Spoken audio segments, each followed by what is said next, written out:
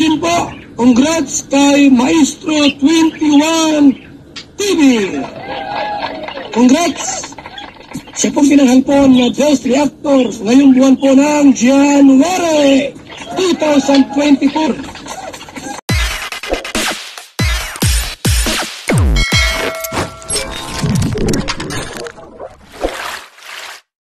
So mga kalingap, isang mapagpalang umaga, tanghali, gabi po sa inyong lahat at welcome po sa ating munting channel. Ako po ang inyong lingkod, Maestro 21 TV. At sa ating pong episode, sa ating video ngayon ay ako po ay magbibigay ng maikling reaction, maikling kuro-kuro opinion, komento tungkol po sa unang bahagi ng part 23 po, ang nakakakilig na part 23. Kung tayo po ay kinilig sa part 22 or part 22 episode ng ang love team po ni Beyonce at ni Kalingap Edu, at sana ay dito sa part 23 ay isa na naman po nakakakilig na eksena ang ating matutunghayan, pero hindi po yan po ang focus ng ating reaction video ngayon. Ito ay magpo-focus po doon sa unang bahagi ng vlog po ni Kalingap Rob, at ito nga po ay ang pagbisita o pagkumpirma po doon sa lote na pagtatayuan po ng bahay po ng pamilya po ni Beyonce. So bago po tayo magsimula, at magbibigay pugay muna tayo sa ating ama at founder po ng Kalingap na si Kuya Bal Santos Matubang, Ate Edna Vlog, Kalingap Rob, Ruelog Malalag, Kalingap Dan, and Kuya Brooks Vlog. So, tunghayan po natin mga kapatid ang unang bahagi ng episode 23 ng love team po nila Beyonce. So, ngayon mga Kalingap, andito tayo ngayon sa... Ayan, wait lang ha. Gusto ko lang munang i-acknowledge itong napakabigating sponsor ni Beyonce. Ayan, syempre di natin pwedeng kalimutan. Kasi nagbigay lang naman po siya ng 150,000 pesos para sa pabahay po ni Beyonce. So, shoutout po and thank you po kay Mrs. Ping or Tita Ping na lang po, Tita Ping Provido. Ayan. Thank you so much po. Grabe. Yung pangalan niyo po ay bagay na bagay sa inyo. Provido. Provide. Provide niyo po ang karagdagang budget natin para kina Beyonce. So ito may sinabi siya dito, napadala ko na ang pera sa video account mo. Na-inform ko na din sila, Edo at Dr. Love. Na-inform nila ako na hanggang 100 square meter lang yung lot para kay Beyonce. Kaya nagkulong ako ng 150,000 para madagdagan pa ang 100 square meter yung lote. Mag-add ako ng 50K once meron na papers ang lot purchase para kay Beyonce. Oh, grabe! Hopefully in your next vlog, you acknowledge me, Mrs. Ping Provido, para maka-inspire. Yes po, thank you po, Mrs. Ping Provido. So, Dr. Love, ano si Dr. Love? So, ito daw po mga Kalingap. Ito nakita nyo sa likod ko, ang lupa na natagpuan ni Dr. Love. Supportive talaga to sa kanyang na-scout. Opo, kailangan po natin talagang maging ano. So, Dr. Love, ba't may pabahay na agad dito? Yan ay dating lote nila yan. Sa kanilang lote naman yan. Kaya, nagulat din po ako kanina. Baka sabi ko, baka inagaw na yung lote ko. Hindi. So, ito yung muhon. Nasaan yung muhon? Dito yung muhon. Natin. Importante dito yung muhon. Ito bro. Ito ang muhon. Puputulin to. Ay, sana hindi na ito putulin, no? Kasi sayang. Ito, kung bibilhin mo, sa iyo na to, kay Beyonce ito. Maganda kasi may puno sa bahay baga. Opo. Presko. Tapos presko. ito yung nasa isang muhon. Muhon. Kasi may bahay na dito. Dito po.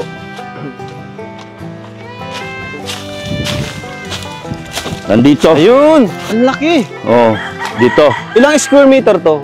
100 square meter. 100. Hanggang doon? Hanggang doon. Malaki. Magkano daw? 200,000 lang. 200. Commercial area. Wala nang ano yun? 250 to. 250. Tinawaran ko ng 200. Naging 200. Sino may-ari siya? Si boss? Yan sila si boss. Hey, boss? Ano, boss? Complete papers ba to? Or anong papelang hawak nito, boss? Tugtog, may boss. titulo. Kailan niya po may ibibigay titulo kung sakali po na makuha namin to? Upon payment? Kasi yung titulo nito, yung sa magulang namin. Ah, okay. Tapos pinagparty-party na namin ito. Okay, so ang makukuha namin is parang deed of sale. Ganon. Deed of sale. Opo.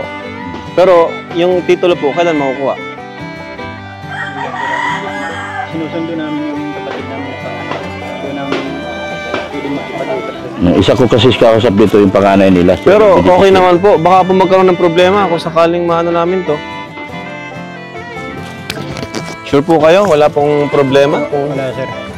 Baka pag may bahay na, yung Wala. Dami na sir may bahay dito. Yan. Malalaking yan. Hanggang yan doon sa tabing kalsada.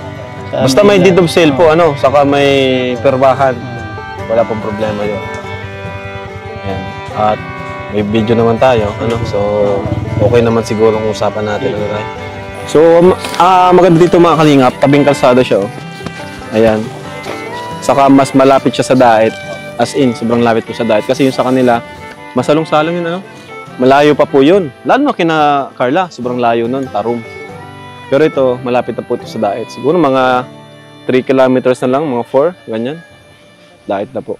Okay. So, Biancy, dito ka, Biancy. Ayan. Kumusta ka, Biancy?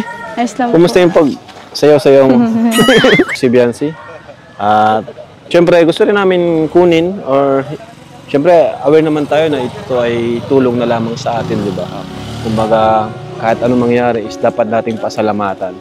Pero kayo, Tay, gusto ko lang marinig ang honest opinion nyo kung okay ba kayo dito.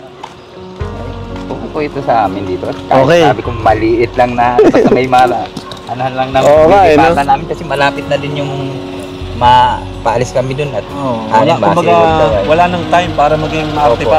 Ay, hindi naman pati kayo maarte. Sabi ko basta may tayuan lang ng bahay kahit saan pwede na. Tulong lang din Opo. Laking pasalamat nga namin at may nabigyan kami ng ganito, hindi na kami magagastos. Kung kami pa magastos, di saan kami kukuha ng ganyang kahalaga. Salamat. Hirap ng buhay ngayon. Talagang na-appreciate nyo tayo mga Opo, tulong talaga. na dito. So yan mga kapatid, mga kalingap, mayroon na pong lupa na nakahanda pong pagpapatayuan po ng bahay po nila Biancy. So congratulations po sa pamilya po ni Biancy. At ganun din po, thank you so much po sa sponsor, big sponsor po ni Biancy na siyang nagbigay po ng 150,000 pesos para po sa lote. At sana sa pagkakataon nito ay hindi po masasayang po ang inyo pong idinodonate na pera po para sa nakalaan po para sa pabahay po ni Biancy. At dito sa episode na ito, sa unang bahagi ng episode 23, at dito ay makikita po natin kung gaano ka-transparent po si Kalingap Rab. At kasi sa unang bahagi po ng kanyang vlog ay sinout out o recognize niya po yung nag-sponsor po sa lupa na para po kina Biancy. At nakakainggit at mapapasana all ka na lamang po sa ganitong sitwasyon po. Sa bata pa lamang na, sa murang edad pa lamang po na ni Biancy, sila na po ay magkakaroon po ng pabahay na hindi po nila inaasahan. At siguro ang kanya pong mga magulang ay lubos na nagpapasalamat sa biyaya na kanila pong natanggap mula po sa mga taga-suporta ng love team po ni Biancy at lalong-lalo na po kay Biancy mismo.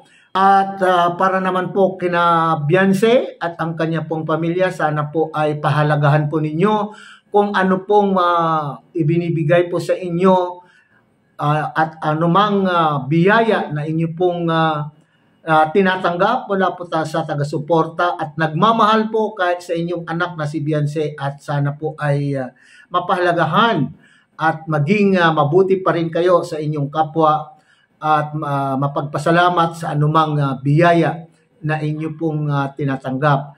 At sana ay hindi kayo matulad sa ating pong nababalitaan na sinasabing winawakwak, at alam po naman natin na dito po sa Kalingap community sa panahon na ito ay usong-uso na naman po ang wakwakan, usong-uso na naman po ang wawakwak sa ating pong mga beneficiaries. Sana po ay hindi kayo masilaw sa mga anumang pangako ng mga lumalapit sa inyo, bagkus ay pasalamatan po ninyo ang Kalingap Rab at ang kanyang team dahil sila po ang gumagawa ng paraan upang kayo po ay mabigyan po ng biyaya mula po sa ating mga sponsor. So muli, hanggang dito na lamang po ang ating maikling reaction po tungkol sa pagkakaroon po ng lupang matitirikan po ng bahay po nila Beyonce.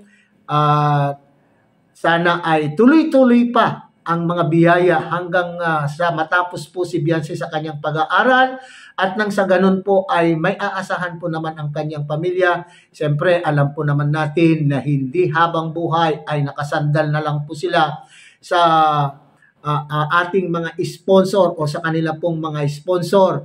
Ang best na dapat na gawin po ni Beyonce ay paigtingin, pag-igihan po ang kanyang pag-aaral, at nang sa ganun po, ito lamang po yung pamamaraan na siya po ay makatulong at maiangat niya po ang antas ng kanilang pamumuhay.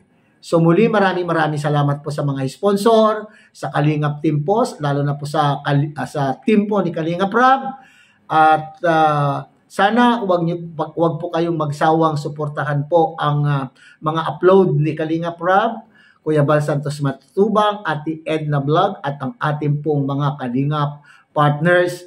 At isalin ko na rin po ang inyong lingkod, Maestro 21 TV. Sana abangan po ninyo ang susunod pong ating mga upload at ating pagbibigay ng live reaction po tungkol po sa ating mga video po na ginagawa po ng ating mga Kalingap partners, at ganun din po ang pagbibigay natin ng kuro-kuro tungkol po sa mga issue na nagaganap po sa loob po ng community ng Kalingap.